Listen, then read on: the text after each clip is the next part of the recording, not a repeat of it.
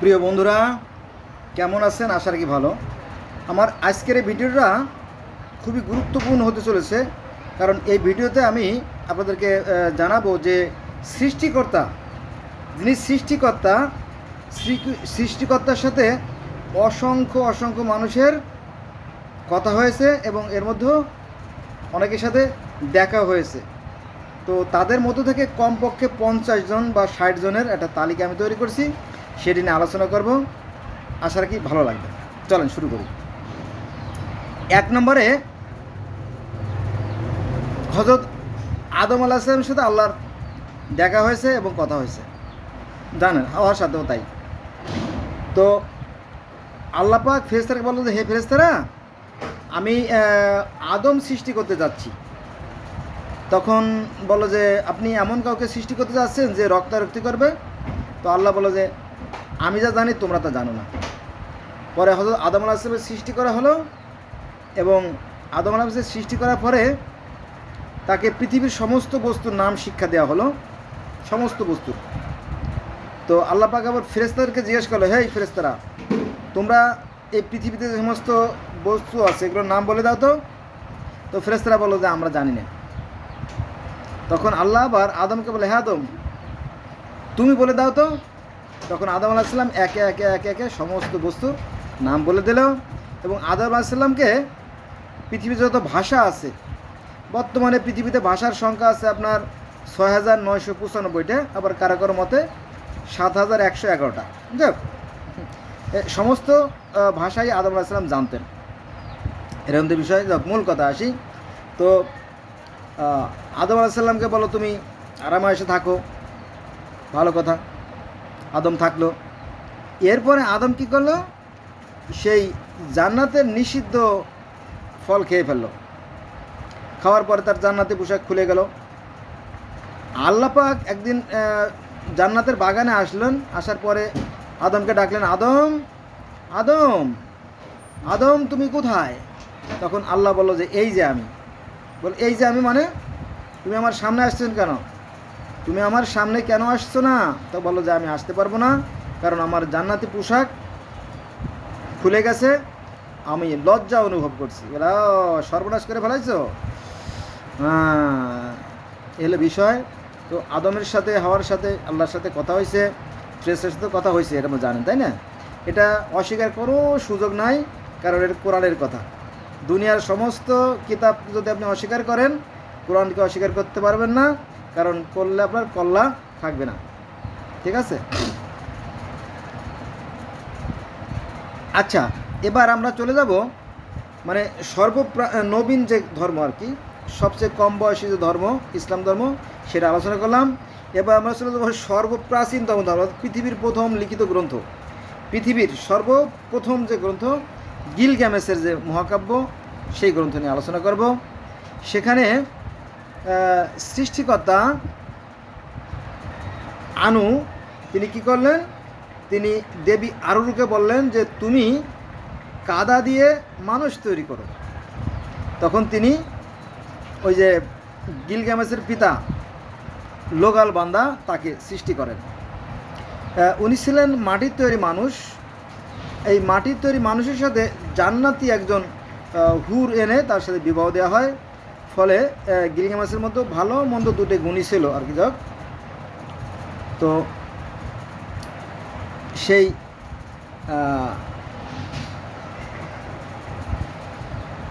দেবী আরুরু তার স্বর্গের পিতা আনুকে বলল যে, তুমি একটা ষাঁড় তৈরি করে দাও, একটা ষাঁড় পাঠাও। তার মানে কি, সেখানে সৃষ্টিকর্তার সাথে সেই আরুরুর কথাবার্তা হতো, দেখা হতো। তারপরে এই গিলগামেশের সাথে একটা যুদ্ধ হয়েছিল। কেন যুদ্ধ হয়েছিল জানেন? যুদ্ধের কারণ হচ্ছে কি, এই গিলগামেশের বন্ধু ছিল এনকেদু। এই দুইজনে মিলে বনের রাজা হুমবাবাকে তো হত্যা করছেই, এবং তার 7টা ছেলে ছিল, তাদেরকে হত্যা করছে। শুধু এখানেই শেষ নাই, পরে ওইটা গরু তৈরি করলো, সেই গরুটার পাও ছিঁড়ে ফেলছিল, মেরে ফেলেছিল গরুটারে। এইভাবে অন্যায় করার কারণে দেবতারা অসন্তুষ্ট হয়ে যায়। তখন শুরু হয় একটা ভয়ানক যুদ্ধ, এরকম কাহিনী আছে।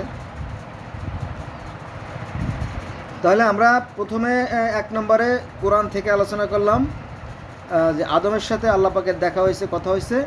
2 নম্বরে হচ্ছে আপনার সেই গিলগামেশের যে কাব্য, সেখান থেকে আমরা জানলাম যে সেই স্বর্গের দেবতা যিনি আনু বা সৃষ্টিকর্তা আল্লাহ, তার সাথেও মানুষের দেখা সাক্ষাৎ কথা হয়েছে। অনেক এখানে অনেকের সংখ্যা চলে আসছে। এখানে যদি আমি বলি 10-20 জনের কথা চলে আসতে পারে, সেখানে আমি যাব না, তাহলে সময় নষ্ট হয়ে যাবে।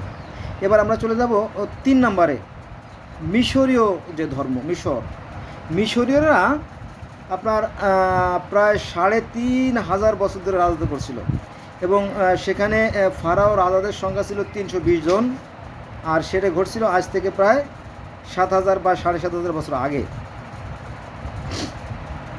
আচ্ছা, তো সেখানে সৃষ্টিকর্তা হচ্ছে রা, যিনি অদৃশ্যের সৃষ্টিকর্তা। কেউ কেউ আবার আটুমও বলে, আবার কেউ কেউ আবার আনুও বলে। কারণ কি জানেন, সৃষ্টিকর্তা কিন্তু একজনই, কিন্তু ধর্ম হচ্ছে 12-14টা, তো তারা এক একজনে এক এক নামে ডাকে। এখানে হলো সমস্যা, এভাবে সমস্যাগুলো সৃষ্টি করে। আমি মাঝে মাঝে একটা গান গাই, জানেন তো, কেউ বলে ভগবান, কেউ বলে রহমান, কেউ বলে ভগবান, কেউ বলে রহমান, কেউ বলে আল্লাহ করিম কালো ঘন শ্যাম। তাই না? মানে সেই একই সৃষ্টিকর্তাকে কেউ বলে রহমান, কেউ বলে ভগবান, কেউ বলে আল্লাহ, কেউ বলে করিম, কেউ বলে ঘনশ্যাম। তাই না? এই আর কি বিষয়, আর কিছু না। পৃথিবীতে ওই যে আমি বললাম না যে 7,111 ধর্ম আছে, ভাষা আছে পৃথিবীতে। তো এক একজন মানুষ এক এক ভাষায়, এক এক নিয়মে, এক এক পদ্ধতি সৃষ্টিকর্তাকে ডাকে। তাহলে সেই মিশরীয় ধর্মে সৃষ্টিকর্তা বলা হতো আটুম, আনু অথবা রা। তো এই সৃষ্টিকর্তা রা কী করলো, তিনি দেবী শেপশুটকে বলল যে তুমি কাদা দিয়ে মানুষ তৈরি করো। তিনি কাদা দিয়ে প্রথম মানব সু এবং প্রথম মানব তেপ্রাতকে সৃষ্টি করলো, এবং তারই ঘরে অর্থাৎ সু এবং তেপ্রাতের ঘরে জন্ম নিল আরও 5 সন্তান, ওসাইরিস, আইসিস, সেত, নেপতিস, আনুবিস। তাহলে এখানে কয়জন হলো? মানুষের কথা বলি আমি, দেবতাদের কথা বাদ দিলাম। মানুষ হচ্ছে প্রথম মানব সু এবং প্রথম মানব তেপনাথ 2, তারপরে তাদের 5 সন্তান ওসাইরিস, আইসিস, সেত, নেপতিস, আনুবিস। আরও অনেক ফেরেশতা দেবতা আছে, আমি নাম বলতে গেলে কিন্তু আমার ভিডিও করা বন্ধ হয়ে যাবে, সেখানে আমরা যাব না। অন্তত 50 জনের নাম চলে আসবে, ঠিক আছে? এরা বিভিন্ন সেক্টর কমান্ডার, সেক্টরের দায়িত্বপ্রাপ্ত দেবতা বা অবতার। তো সেখানেও রায়ের সাথে কথাবার্তা হতো। একবার ওসাইরিস আর তার ভাই সেত 2 জনের যুদ্ধ হয়, এবং ওসাইরিসকে হত্যা করে তাকে টুকরো টুকরো ফেলাই দেয়। তখন ওসাইরিসের স্ত্রী ছিল আইসিস, সে আবার রেগে যায়। রেগে যাওয়ার পরে ঈশ্বরের কাছে নালিশ করে, হে ঈশ্বর, বিনা অপরাধে আমার স্বামীকে হত্যা করা হয়েছে, আপনি বিচার করেন, আপনি বিচার করেন যে আমার অপরাধ স্বামীকে হত্যা করে ফেলছে। এই তখন সৃষ্টিকর্তা এবং সবাই এটা যাচাই করে দেখলো না ঘটনা সত্যি, তখন তাকে প্রাণ ফিরিয়ে দিল, অর্থাৎ ওসাইরিসকে আবার জীবিত করা হলো। এবং এই ওসাইরিস হবে পরকালের স্বর্গের রাজা। যেমন আমাদের ইসলাম ধর্মে আছে স্বর্গের যে ফেরেশতা ছিল রেদওয়ান হচ্ছে স্বর্গের ফেরেশতা, আর মালেক হচ্ছে নরকের ফেরেশতা। ঠিক ওরকমটি এই ওসাইরিস হচ্ছে পরকালের স্বর্গের দেবতা। আবার সনাতন ধর্মে আছে স্বর্গের দেবতা হবে কে? ইন্দ্র। স্বর্গের দেবতা আছে ইন্দ্র, আর নরকের যে দেবতা সে হচ্ছে যম। সনাতন ধর্মের কথা বলছি। সনাতন ধর্মে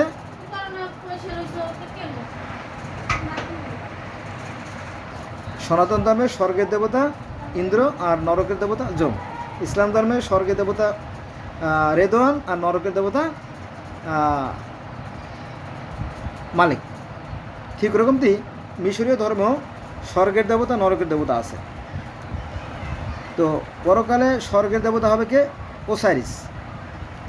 তাহলে আমরা দেখলাম যে এখানেও অনেক ওই যে 5 সন্তান, তারপরে অনেকে 7-8 জন, 10 জন, 12 জনের সাথে আল্লাহ পাকে দেখা হয়েছে। বা সৃষ্টিকর্তা দেখা হয়েছে। এইভাবে যদি আমরা যোগ করি তাহলে কয়েকশো লোকের সাথে সৃষ্টিকর্তা দেখা হয়েছে বা কয়েক হাজারের সাথে দেখা হয়েছে। আচ্ছা, এবার আমরা চলে আসবো 4 নম্বর ধর্মে। এটা হচ্ছে গ্রিক ধর্ম এবং রোমান ধর্ম, দুটি আমরা একসাথে আলোচনা করবো। কারণ কি জানেন, কারণ এই দুইটা ধর্মে মূলত একই কাহিনী, তবে নামের বেলা একটু ভিন্ন, এটা আর কি।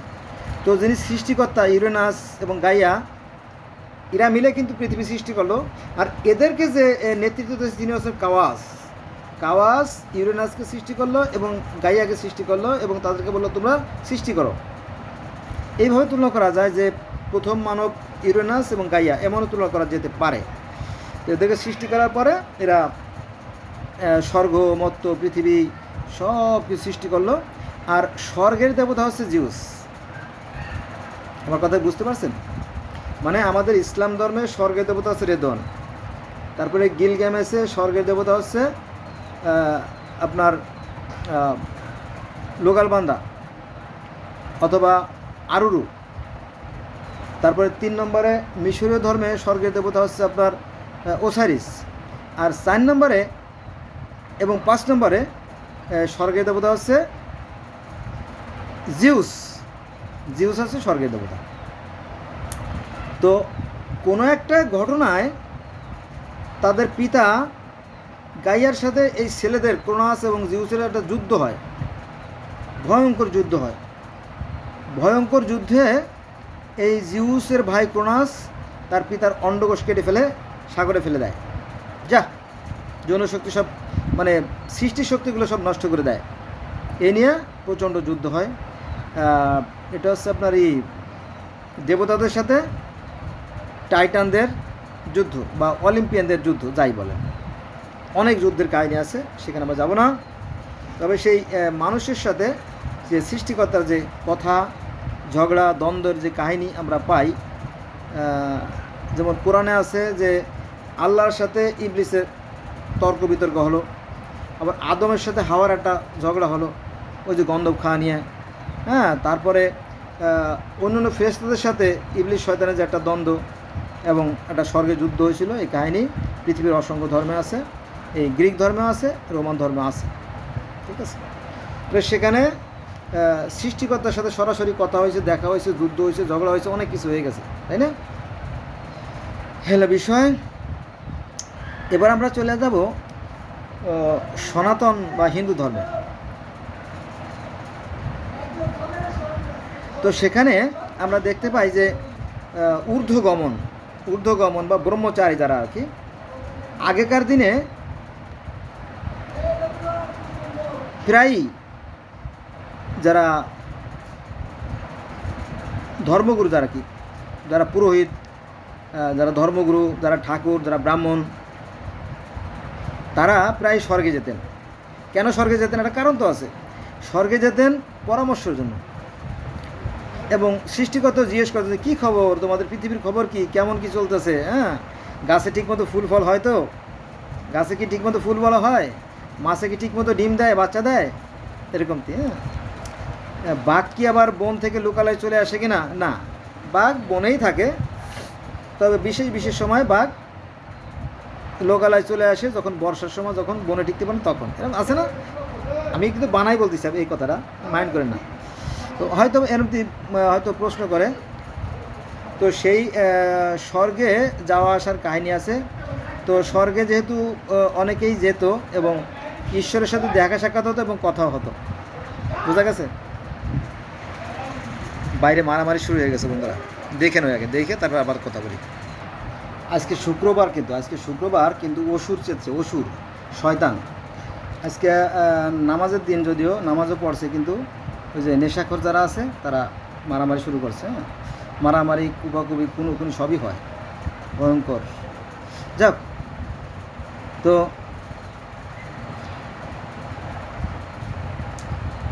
যারা ব্রহ্মচারী তারা প্রায় স্বর্গে যেতেন ঈশ্বরের সাথে দেখা সাক্ষাৎ করার জন্য। আর স্বর্গের 2জন দ্বার রক্ষক ছিল, তাদের নামও আছে, যেমন জয় বিজয়, 2 ভাই ছিল। তারা একটা বিয়াদবি করে ফেলা, ঈশ্বরের সাথে একবার বিয়াদবি করে, ঈশ্বরের সাথে বিয়াদবি করে না, স্বর্গে যে সমস্ত মানুষেরা যেত সেই মানুষগুলো তুচ্ছ মনে করতো, তাচ্ছিল্য মনে করতো। তো তো এটা নিয়ে ঈশ্বরের কাছে নালিশ যায়। ঈশ্বর বলে যে তোমরা যে বেয়াদবি করছো, তোমাদেরকে আমি শিক্ষার জন্য পৃথিবীতে পাঠাবো। তো সেই জয় বিজয়কে পৃথিবীতে পাঠায় হিরণ্যকশিপু হিসেবে। তো তাদেরই ঘরে আবার জন্ম নেয় প্রহ্লাদ মহাজন। এরকম একটা লম্বা কাহিনী আছে প্রহ্লাদ মহাজনের কাহিনী।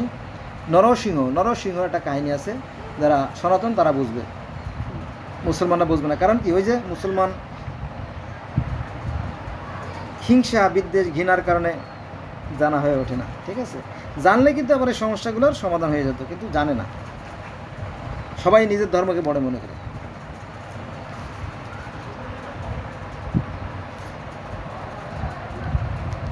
তো এই জয় বিজয়রা স্বর্গের দ্বাররক্ষক ছিল, তারা পৃথিবীতে আসলো। তারা তো জানতো সৃষ্টিকর্তার রূপ কেমন, কার কাছে কি ক্ষমতা। তারা আবার পৃথিবীতে আসার আগে ব্রহ্মার কাছ থেকে, বিষ্ণুর কাছ থেকে, শিবের কাছ থেকে বর নিয়ে এসেছিল, অমরত্ব নিয়ে এসেছিল, কিন্তু সেই অমরত্ব টেকে নাই খামখেয়ালি করার কারণে। বিশাল লম্বা কাহিনী, সেখানে আমরা যাব না। তারপরে এই হিরণ্যকশিপুর ঘরে যে জন্ম নিল প্রহ্লাদ মহাজন, এই প্রহ্লাদ মহাজনের সাথে আবার সৃষ্টিকর্তার দেখা হতো, কথা হতো। এটা যারা মুসলমান তারা জানবে না, কারণ ওই যে বললাম না, হিংসা বিদ্বেষ ঘৃণার কারণে অন্য ধর্মগুলো জানা হয়ে ওঠে না। আমি কিন্তু মূর্তি পূজা নিয়ে আলোচনা করতেছি, ওটা বাদ, মূল বিষয় নিয়ে আলোচনা করতেছি। তো সেই প্রহ্লাদ মহাজন দিবারাত্রি সেই নিরাকার সৃষ্টিকর্তাকে বলতো, ফলে তার পিতার সাথে দ্বন্দ্ব হয়, ঝগড়া হয়, তারপরে প্রহ্লাদ মহাজনকে আগুনে পোড়ানো হয়। এরকম লম্বা কাহিনী আছে। যাক, তাহলে আমরা দেখলাম যে সনাতন বা হিন্দু ধর্মেও সেই জয় বিজয়, তারপরে প্রহ্লাদ মহাজন, অনেকের সাথেই সৃষ্টিকর্তার দেখা হয়েছে এবং কথা হয়েছে। আবার এই যে যারা ব্রাহ্মণ বা যারা ধর্মগুরু, তারাও কিন্তু স্বর্গে গিয়ে আল্লাহর সাথে দেখা করতেন, সেখানেও দেখা হয়েছে, মানে কি অনেকের সাথে দেখা হয়েছে, তাই না? অনেকের সাথে দেখা হয়েছে। তারপরে আরও বহু লোকের সাথে দেখা হয়েছে, যেমন নারদ মুনি, সনাতন ধর্মের একজন নারদ মুনি। তিনি মন্দাকিনী নদীর তটে বসে ধ্যান সাধনা করতেছিলেন। ধ্যান সাধনা করতে করতে করতে হঠাৎ করে ঈশ্বরের আবির্ভাব ঘটে, সেখানে তিনি প্রকাশিত হন। তখন নারদ মুনি কেঁদে দেয়, হে ভগবান, তুমি কোথায় থাকো গো? বলো যে ভক্তরা যেখানে আমার গুণগান গায়, আমি সেখানে প্রকাশিত হই। তার মানে সৃষ্টিকর্তার দুটো রূপ, প্রকাশ্য রূপ, গোপন রূপ, দুটো রূপ। এই যে ঈশ্বরের বা সৃষ্টিকর্তার বা আল্লাহর যে দুটো রূপ, এটা যেমন সনাতন ধর্মে আছে, ইসলাম ধর্মে আছে। কি আছে আমি বলি, কোরআন শরীফে আছে আল জাহের আল বাতেন, অর্থাৎ তিনি প্রকাশ্য আছেন, তিনি গোপনে আছেন। কোরআন, এই দুটো শব্দ কোরআন থেকে নেয়া। আর একটা আয়াত আছে কোরআনে যে তিনি আদি, তিনি অন্ত, তিনি যুগপৎ, তিনি সব, তিনি প্রকাশ্য আছেন, তিনি গোপনে আছেন। জানেন তো, আল্লাহ পাকের হাত পা নাক মুখ চোখ সবই আছে। আবার সপ্তম আকাশে নূরের সিংহাসনে তিনি বসেন, আবার পৃথিবীতেও আসেন, প্রথম আকাশে, দ্বিতীয় আকাশে, তৃতীয় মাঝে মাঝে আসেন, তাই না? যদি হাত পা না থাকতো তাহলে বসার দরকার ছিল না। তার মানে কি তিনি প্রকাশ্য আছেন, গোপনে আছেন, সর্ব অবস্থায় তিনি আছেন। যাক, কেমন আমরা বলতে পারবো না। তো নারদ মুনি মন্দাকিনী নদীতে বসা অবস্থায় ঈশ্বর তার সাথে দেখা দেন এবং কথা বলেন। নারদ মুনি, তার মানে কি নারদ মুনির সাথে আল্লাহর দেখা হয়েছে, সৃষ্টিকর্তা দেখা হয়েছে, কথা হয়েছে। আল্লাহ বলেন আর ভগবান বলেন আর ঈশ্বর বলেন আর গড বলেন আর টিয়ান বলেন আর আহুরা মাজদা বলেন, যাই বলেন বলতে পারেন, সমস্যা নাই। কারণ একই সৃষ্টিকর্তাকে পৃথিবীর বিভিন্ন মনে বিভিন্ন ভাষায় বিভিন্ন ডাকে। এটা এবার আসেন রামের পিতা রাম। গোটা ভারতবর্ষে বা সনাতন ধর্মে যদি আমরা দুইজন ব্যক্তির কথা আলোচনা করি, তাহলে প্রথমে আসবে রাম এবং ভগবত এরা শ্রীকৃষ্ণ, দুজন। তো এই রামের পিতা দশরথের কোনো সন্তানও ছিল না। একে তো সন্তানও ছিল না, দ্বিতীয়ত ওই যে এরা রাবণের অত্যাচার। তো এই রাবণের অত্যাচারের কারণে অতিষ্ঠ হয়ে রামের পিতা দশরথ অগ্নিতে যজ্ঞ করতেছিলেন। মানে অগ্নিতে যজ্ঞ মানে কি নামাজ বা প্রার্থনা বা আর্চনা বা আরাধনা যাই বলেন করতেছিল। তখন হঠাৎ করে সেই ঈশ্বরের আবির্ভাব ঘটল।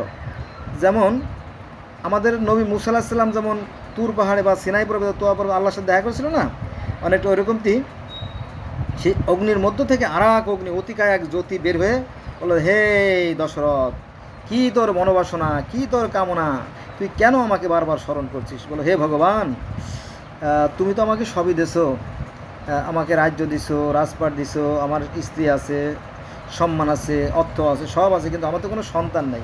ওহ ও, তাই তো, তাই তো। তখন বলা আচ্ছা ঠিক আছে, নে এই নে একটু পায়েস, তোর একটু পায়েস দিলাম, এই পায়েসটা খাওয়াই দিস, তোর সন্তান হবে। তখন এই পায়েস খাওয়ানোর পরে এই দশরথের 4টে সন্তান হয়। 1 নম্বরে রাম, বিষ্ণুর অবতার। এই বিষ্ণুর অবতার সবাই বুঝবে না, আমি বুঝি, সনাতন ধর্মে ভাইরা বুঝবে। বিষ্ণুর অবতার তিনি রাম হিসেবে আবার জন্ম নিল পৃথিবীতে। তো তো প্রথমে হলো রামের জন্ম হলো, তারপরে লক্ষ্মণ হলো, তারপরে ভরত হলো, আর শত্রুঘ্ন, মোট 4 ছেলের জন্ম হলো। তারপরে সেই অসুরের বিনাশ হলো, জানেন তো। এই রাম কী করলো, সেই অসুর শক্তি বা খারাপ শক্তি, মন্দ শক্তিকে বিনাশ করে দিল। এ কথা কিন্তু কোরআনে আছে, আবার কি জ্বালা, তাই না? আল্লাহ পাক কোরআনে বলতেছে, যুগে যুগে আমি বহু জনপদ ধ্বংস করে দিছি, কারণ যারা ছিল অত্যাচারী, যারা অত্যাচারী ছিল তাদেরকে আল্লাহ ধ্বংস করে দিয়ে সেখানে আবার নতুন জাতি সৃষ্টি করেন। কোরআনের কথা, কিন্তু মানলে মানবেন, না মানলে না, সমস্যা নেই। তাহলে রামের পিতা দশরথের সাথে আল্লাহর দেখা হয়েছে, নারদ মুনির সাথেও দেখা হয়েছে, প্রহ্লাদের সাথেও দেখা হয়েছে, জয়বিজয়ের সাথে দেখা হয়েছে, হ্যাঁ, আবার অনেক ব্রাহ্মণের সাথে দেখা হয়েছে, বহু বহু লোকের সাথে আল্লাহর সাথে দেখা হয়েছে, অর্থাৎ সৃষ্টিকর্তার সাথে দেখা হয়েছে, কথা হয়েছে। আচ্ছা, এবার আসেন আর একটা ধাপে, কুরুক্ষেত্র যুদ্ধ। সনাতন বা হিন্দু ধর্মে কুরুক্ষেত্র যুদ্ধটা বিখ্যাত যুদ্ধ। তো এই যুদ্ধের সময় অর্জুনের সাথে শ্রীকৃষ্ণের যে সমস্ত কথাবার্তা ছিল, সেই সমস্ত কথাগুলো সম্মিলিত করে একত্রে করে বলা হয়েছে ভগবত গীতা। তো গীতায় অর্জুন শ্রীকৃষ্ণ বলছে, হে শ্রীকৃষ্ণ, আমি ঈশ্বরের যে দিব্য রূপ, যে প্রকৃত রূপ, যে আসল রূপ, সেটা দর্শন দিতে চাই। তো বলো, না না, তাকে চর্মচক্ষে দেখা সম্ভব না।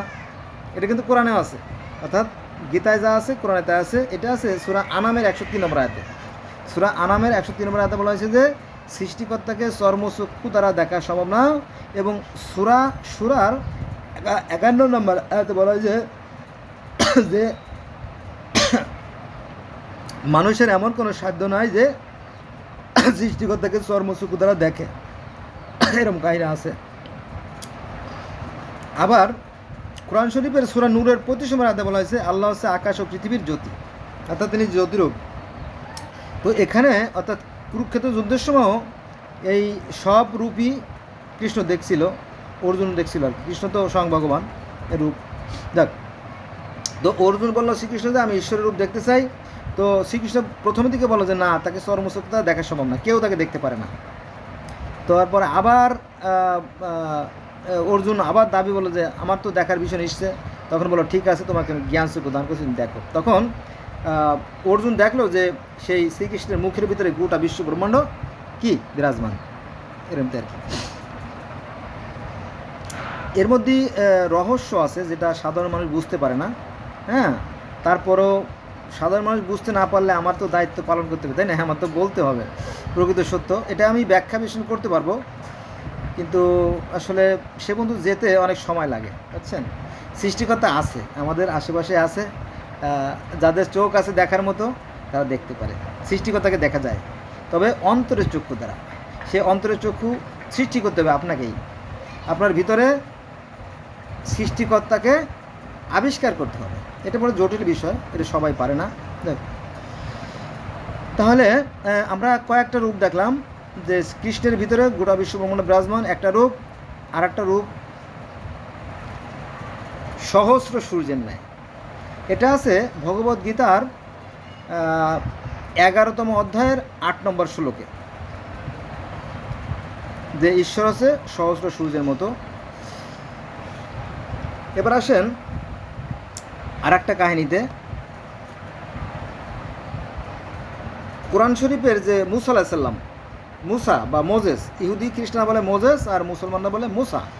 তো এই মুসা আলাইহিস সালামের সাথে আল্লাহর যে দেখা হয়েছিল, তাই না, তুর পাহাড়ে বা তোয়া পর্বতে বা সিনাই পর্বতে, কেউ বলে মুসা, কেউ বলে মসি, কেউ বলে মোজেস, এর সাথে দেখা হয়, কথা হয়। আমি একটু বলি, নইলে আপনারা বুঝবেন না আবার অনেকে।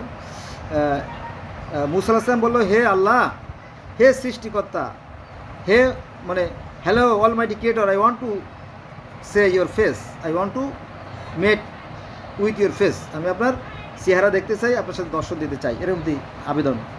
তো আল্লাহ বললো যে it is not possible for anyone. Allah বললো যে না, এটা সম্ভব না। তখন আবার মুসা বললো এগেইন সে available my request, please please, তাই না, আমার সর্বনিম্নত আমার সাথে দেখা দেন। তখন আল্লাহ বললো কি তুমি কি আমার সহ্য করতে পারবা? বললো যে চেষ্টা করব। তখন আল্লাহ পাকের যে নূরের তাজিল্য, অর্থাৎ সেই যে জ্যোতি যখন ফোকাস দিল, দেখবেন যে টর্চ লাইটের ফোকাস দিলে চোখ বন্ধ হয়ে যায়, তাই না? প্রচণ্ড আলো যদি হয় চোখ বন্ধ হয়ে যাবে যে কোনো মানুষের, আলোর যে একটা ঝাঁঝালো তাপের কারণে চোখ বন্ধ হয়ে যাবে, তাই না? নইলে চোখ নষ্ট হয়ে যাবে, এরকম আর কি। তো আল্লাহ পাক যখন তার জ্যোতির প্রকাশ ঘটালেন, তখন মুসা আলাইহিস সালাম অজ্ঞান হয়ে পড়ে গেল, এবং তার সাথে আরও 70 জন অনুসারী ছিল, তারাও অজ্ঞান হয়ে পড়ে গেল। যাই হোক, তারপরে মুসা আলাইহিস সালাম তো মহামানব, উনি তো উঠে দাঁড়ালেন। তারপরে আল্লাহকে বলে, হে আল্লাহ, এ তুমি করছোটা কি আল্লাহ? এমনিই আমি এদের জ্বালায় টিকতে পারি না, নানান রকম অত্যাচার অবিচার আমার পর করে, তারপরে 70 জন নেতাকে মেরে ফেলাইছো, তখন তো আমার আর লোকালয় ফিরে যাওয়ার কোনো সুযোগ নেই, আমার এখান থেকে পালাইতে হবে। তখন বলো আচ্ছা ঠিক আছে, আমি ওদেরকে জীবিত করে দিচ্ছি। তখন আবার তাদেরকে জীবিত করে দেওয়া হলো। যা, আল্লাহ পাক বলো যা, জীবিত হয়ে যাও। সবাই জীবিত হয়ে ফিরে গেল। এখানে অনেক কিছু শিক্ষার আছে জ্ঞানীদের জন্য, যদি কেউ শিখে আর কি। তো মুসা আলাইহিস সালামের সাথে আল্লাহর দেখা হলো, কথা হলো, জানেন তো, তাই না? তারপরে নূহ আলাইহিস সালামের সাথে আল্লাহর কথা হয়েছে, কি জ্বালা, তাই না? নূহ আলাইহিস সালামকে বললো, হে নূহ, তুমি কিস্তি তৈরি করো আকাশ থেকে দৈব বাণী, অদৃশ্য বাণী হলো, হে নূহ, আমি এই অসভ্য জাতিকে ধ্বংস করে দিয়ে আমি এখানে নতুন জাত সৃষ্টি করতে চাই, তুমি প্রস্তুতি নাও, তুমি নৌকা তৈরি করো। এই নৌকো তৈরির কাহিনী আবার আছে চীন ধর্মে, আছে আপনার কেল্টিক ধর্ম আছে, অ্যাস্টিক ধর্মে আছে, জার্মানি ধর্মে আছে, হ্যাঁ, তারপরে আপনার মায়ান ধর্মে আছে, হ্যাঁ, ইহুদি ধর্মে আছে, খ্রিস্টান ধর্মে আছে, সনাতন ধর্মে এই মৎস্য অবতারের কাহিনী, সেই নূহ নবীর বন্যার কাহিনী আছে। পৃথিবীর 300 ধর্মে, গোটা পৃথিবীর শত ধর্মে সেই নূহ নবীর বন্যার কাহিনী পাওয়া যায়।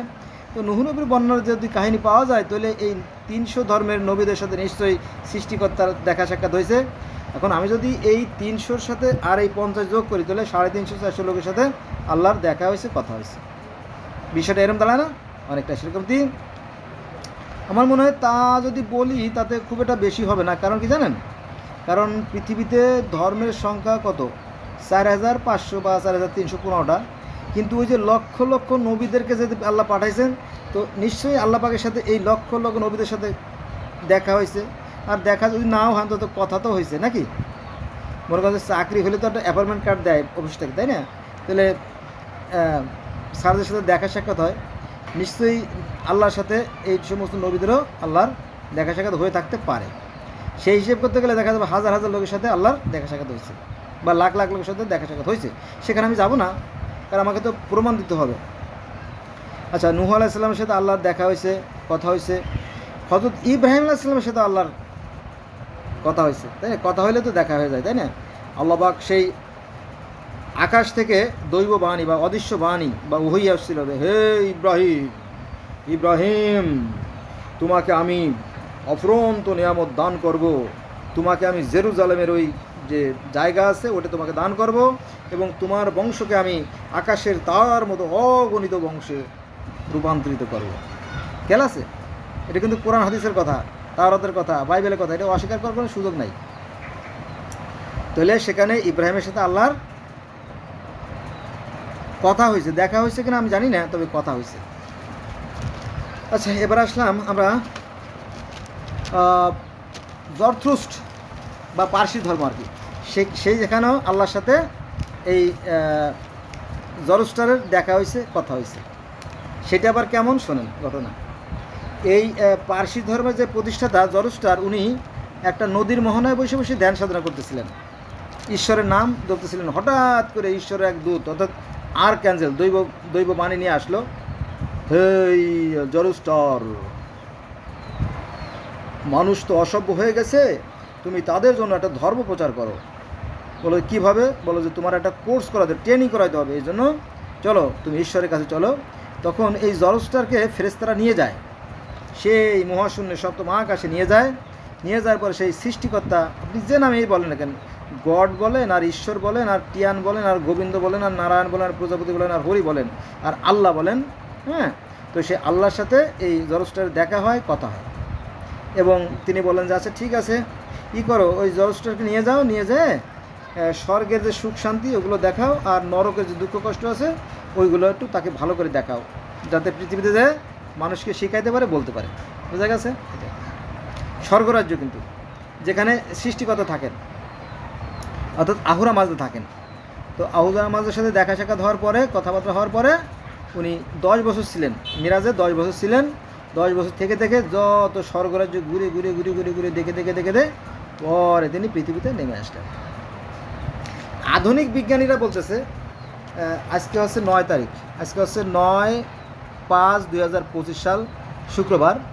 আধুনিক বিজ্ঞানীরা বলতেছে হ্যাঁ, এই মিল্কি ওয়ে গ্যালাক্সিতে প্রায় 20 লক্ষ, কত, হ্যাঁ 20 লক্ষের মতো গ্রহ আছে যেখানে জীবের বেঁচে থাকার সম্ভাবনা আছে। এমন হতেও পারে, তাই না, যে মহাশূন্যে অনেক অনেক স্বর্গের মতো রাজ্য আছে যেখানে মানুষ হয়তো বাস করে, হতে পারে, অমূলক কিছু নাই। যেহেতু কোরআন, জেন্দাবেস্তা, আবেস্তা, বেদ সবাই যখন বলতেছে সত্য, তাই না, এটাকে আমাকে মেনে নেওয়া উচিত, আর কি মেনে নেওয়া উচিত, তাই না, মেনে নেওয়া উচিত। কারণ আমি যে বিষয়টা জানি না সে বিষয়ে মন্তব্য করা ঠিক না, তাই না, জানা উচিত। আচ্ছা, এবার আসেন, তাহলে পার্সি ধর্মের যে জরস্টার তিনিও আল্লাহর সাথে দেখা করছেন, কথা বলছেন, তাই না। এবার আসেন বৌদ্ধ ধর্মে। বৌদ্ধ ধর্মেও কিন্তু গৌতম বুদ্ধ স্বর্গরাজ্যে গিয়েছেন। স্বর্গরাজ্যে কেন গিয়েছিলেন জানেন? স্বর্গরাজ্যে গিয়েছিলেন তার মাতা মহামায়া দেবীর সাথে দেখা করার জন্য। আপনারা এটা করবেন, গুগলে যাবেন অথবা ইউটিউবে সার্চ দেবেন যে গৌতম বুদ্ধের স্বর্গে আহরণ, দেখবেন যে উনি আপনার ওনার যে অনুসারী যারা আছিল তাদের সামনে উনি ভেসে ভেসে একদম শা করে মেঘের মতো, মেঘের আড়ালে লুকাই গেলেন এবং সেখান থেকে স্বর্গে চলে গেলেন। এরকম কাহিনী আছে, যদি আপনারা দেখেন, তো সেখানেও স্বর্গের কথা বলা আছে।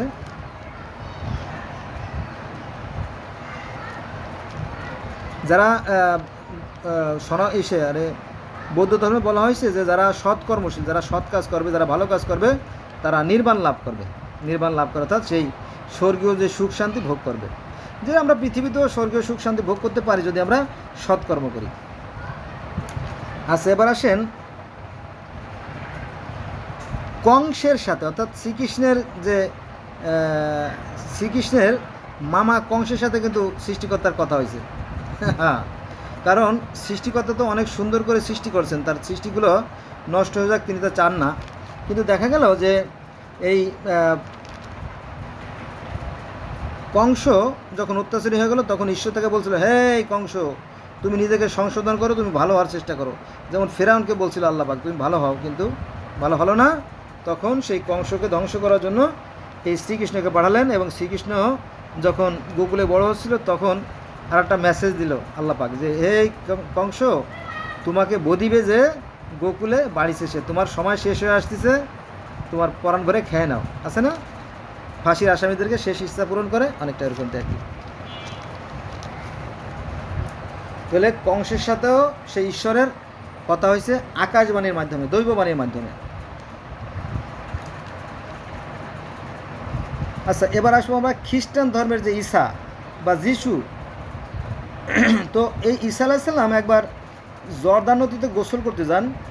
জর্দান নদীতে গোসল করতে গেলে যখন তিনি পরিষ্কার হয়ে উপরে ওঠেন তখন হঠাৎ করে আকাশ থেকে একটা কবুতর, একটা পাখি এসে তার সাথে কানে কানে কথা বলে যায় এবং তাকে সেই বাইবেল বা ইনজিল কিতাব দান করে যায়। এরকম কাহিনী আছে। আর একটা বর্ণনায় পাওয়া যায় যে ঈসা আলাইহিস সালাম যখন চলাফেরা করতেন তখন তার মাথার উপর একটা পাখি সবসময় গুনগুন গুনগুন করে একটা শব্দ করতো, যে গুনগুন গুনগুন শব্দটা শুধুমাত্র ঈসা আলাইহিস সালাম বুঝতে পারতো, আর কেউ বুঝতে পারতো না। এরকম তো অনেক বর্ণনা পাওয়া যায়, তো সেখানে আমরা যাব না। এবার আসেন আমরা আরেকটা ধাপে আসি। এখানে ওই যে শ্রীকৃষ্ণের পিতা বাসুদেবের সাথে আল্লাহর মানে সৃষ্টিকর্তার কথা হয়েছে, সেটা হচ্ছে জেলখানার ভিতরে। যখন শ্রীকৃষ্ণের জন্ম হলো কিছু সময় পরে তো শ্রীকৃষ্ণকে আষাঢ় মেরে মেরে ফেলা হবে বা জবাই করা হবে, এরকম তো একটা ব্যাপার ছিল। তো ঈশ্বর জ্যোতিরূপ চতুষ্কোণ দেবতা হিসেবে সেই জেলের মধ্যে আসার পরে বাসুদেব কথা শ্রীকৃষ্ণের পিতাকে বলে, হে বাসুদেব, তুমি তোমার শ্রীকৃষ্ণকে নিয়ে গোকুলে পালিয়ে যাও। তখন বাসুদেব বলো যে চারিদিকে তো কঠিন মানে বলয়, মানে লোহার জেল, এখান থেকে আমি কীভাবে বের হবো, এখান থেকে সম্ভব না। বলো যে তুমি রওনা দাও, আমি দেখতেছি। তো শ্রীকৃষ্ণের পিতা বাসুদেব যখন শ্রীকৃষ্ণকে কোলে করে নিয়ে রওনা দিল, তখন দেখলো সব তালা পট করে খুলে যাচ্ছে। যখন বাইরে গেলেন তখন দেখলেন যে সমস্ত প্রহরীরা অচেতন হয়ে আছে, অজ্ঞান হয়ে আছে। মজার বিষয় না? অজ্ঞান হয়ে আছে। তিনি সেখানে চলে গেলেন। এরপরে তখন তিনি ওই যে যমুনা নদী পেয়ে হয়ে যাবে, তখন দেখলো যে হায় হায়, এ কি মুশকিল, এই নদী আমি কীভাবে পার হব। তখন দেখলেন যে শ্রীগাল, একটা শিয়াল নদী পার হয়ে যাচ্ছে। তখন তিনিও কী করলেন, তিনিও রওনা দিলেন, পরে সেই নদী পার হয়ে গেলেন। ওই রাতে প্রচণ্ড ঝড় বৃষ্টি হচ্ছিল। তারপরে বাসুদেবের স্ত্রী দেবকিরণ অর্থাৎ শ্রীকৃষ্ণের মায়ের সাথেও সৃষ্টিকর্তার কথা হয়। তো সৃষ্টিকর্তা অর্থাৎ ভগবান বা ঈশ্বর দেবকিরণের সাথে কথা বলে এবং বলে যে দেখো দেবকী, একটা সমস্যা হয়ে গেছে, তোমার সন্তানগুলোরে কংস হত্যা করে ফেলছে, আমি জানি বিষয়টা, তুমি দুঃখ করো না। তোমার ওই যে সাতটা ছেলেকে হত্যা করছে, সেই 7 ছেলের চাইতে আমি তোমার এই এক শ্রীকৃষ্ণকে এমন মর্যাদা সম্মান দেব যে গোটা জগৎময় তার নাম থাকবে আজীবন। বোঝা গেছে এরকমটা আর কি। তো দেবকী তো তখন খুশি হলো, যাক আমার নাম থাকবে পৃথিবীতে, হ্যাঁ, আজীবন, হ্যাঁ, অনন্তকাল। তো তিনি মেন্টালি স্যাটিসফাইড হলেন আর কি। অর্থাৎ শ্রীকৃষ্ণের মাতা দেবকী, অর্থাৎ দেবকীর সাথে আল্লাহর দেখা হলো, কথা হলো, তার পিতা বাসুদেবের সাথে দেখা হলো, কথা হলো। বন্ধুরা আমি কিন্তু রিপিট করতেছি, বারবার করতেছি, মাইন্ড করেন না। আচ্ছা, এবার আসেন রাবেয়া বস্তি। আমাদের ইসলাম ধর্মের একজন সতী সাধবী এক তাপসী মহিলা ছিলেন, তার নাম হচ্ছে রাবেয়া বস্তি। তিনি সরাসরি আল্লাহর সাথে কথা বলতেন। এই রাবেয়া বস্তি একবার এক হাঁড়ি পানি, এক বালতি পানি আর এক হাঁড়ি আগুন নিয়ে ছুটতেছিল।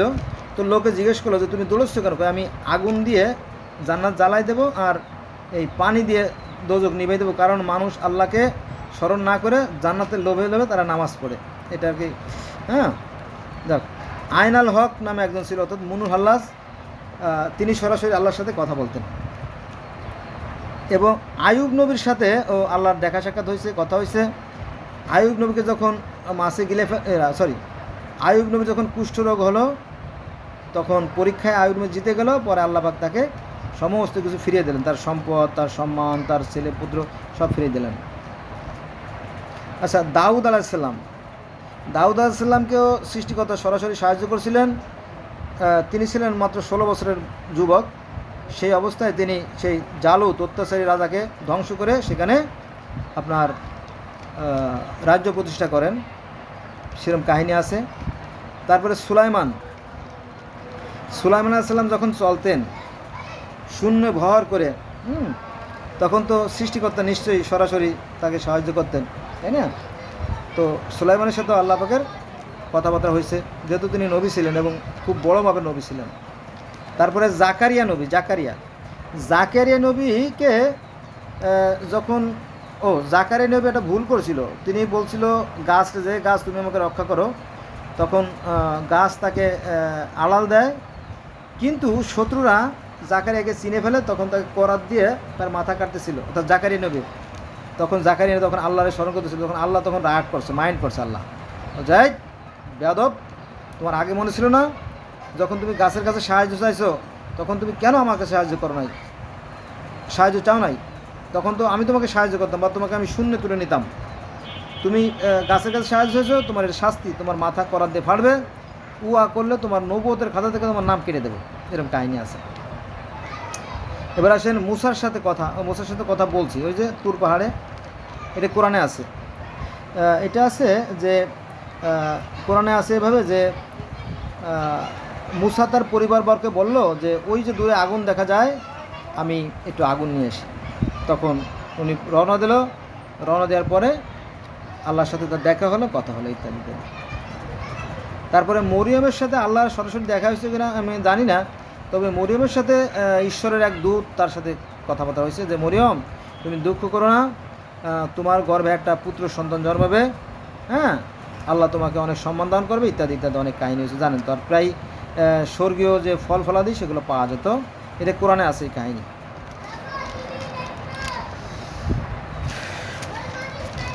তারপরে আসেন নুহু নবীর সাথে,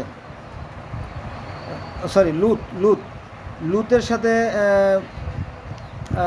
ফেরেশতারা মানুষ রূপে আসে এবং বলে তুমি সামনের দিকে এগিয়ে যাও, পিছনে তোমার জাতিকে ধ্বংস করে দেব।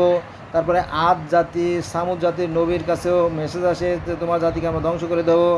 ইব্রাহিমের উপর আল্লাহর শাস্তি আসে। ওই যে ইব্রাহিম আলাইহিস সালামকে আগুনে পোড়ানো হয়েছিল, ইব্রাহিম আলাইহিস সালামকে আগুনে পোড়ানো হয়েছিল, তখন আল্লাহ পাক তাকে আগুন থেকে রক্ষা করে সরাসরি।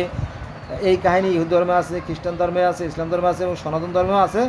প্রহ্লাদ মহাজনকে আগুনে পোড়ানো হয়েছিল, সে আগুন থেকে প্রহ্লাদকে সরাসরি সৃষ্টিকর্তা অর্থাৎ ভগবান রক্ষা করেন, এই কাহিনী আছে।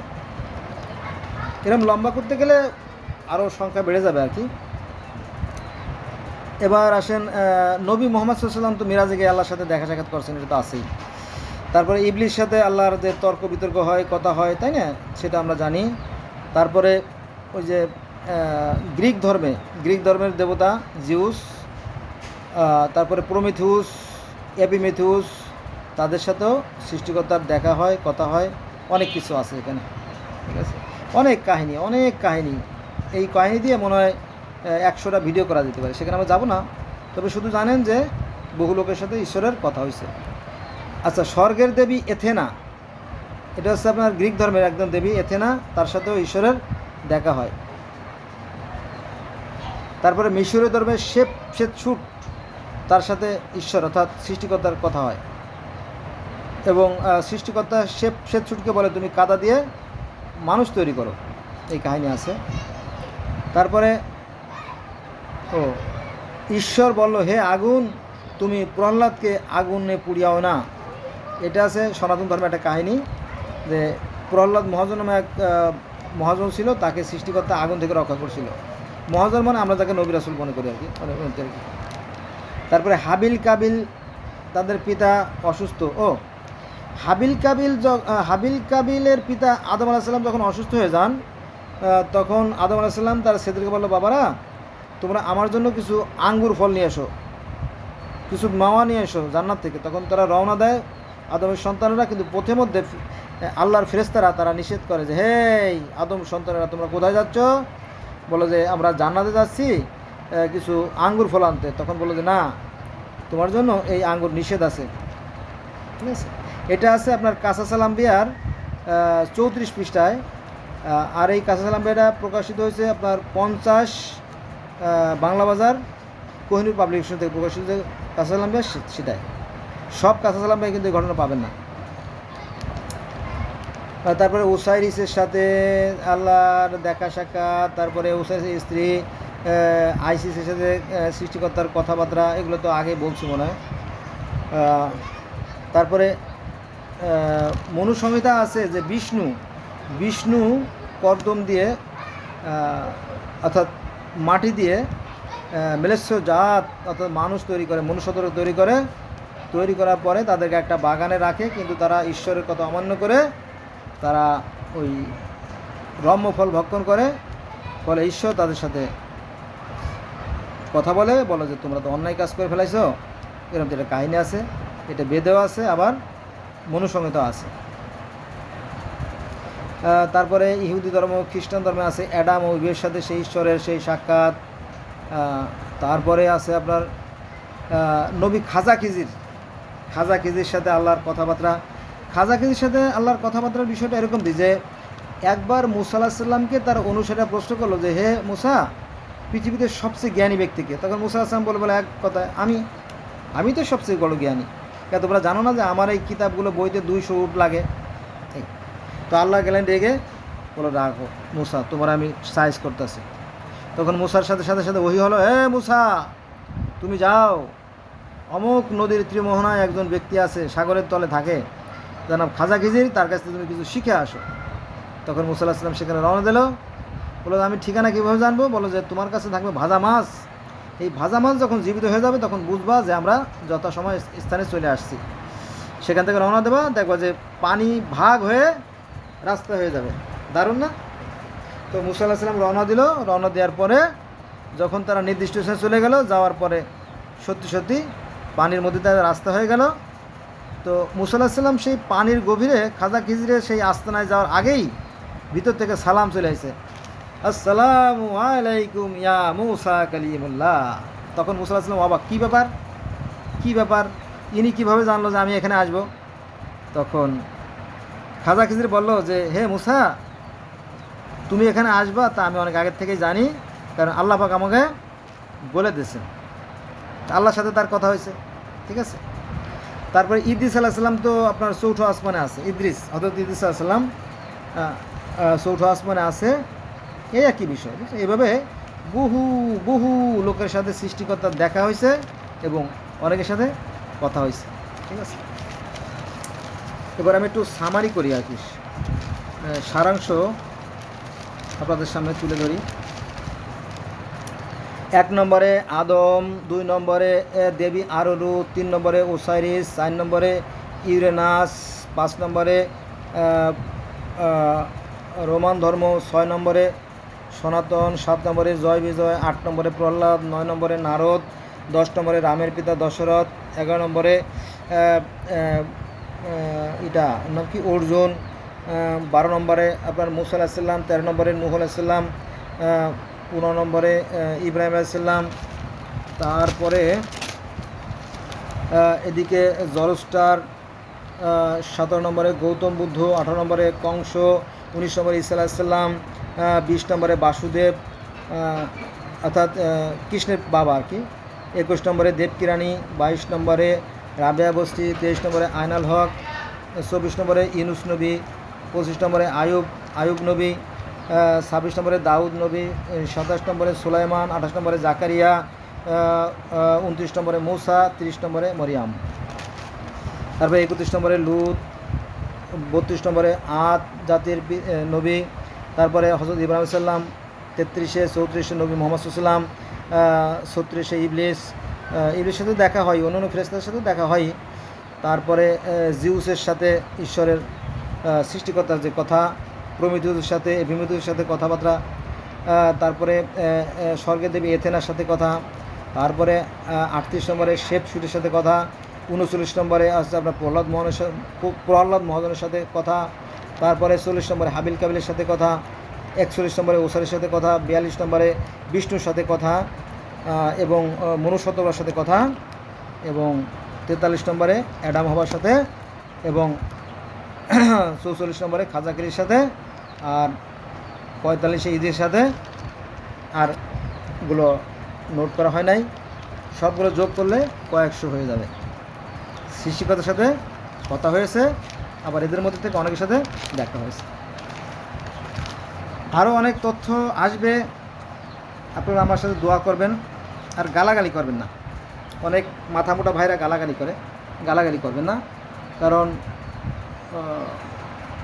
তাল গাছে সবাই উঠতে পারে না।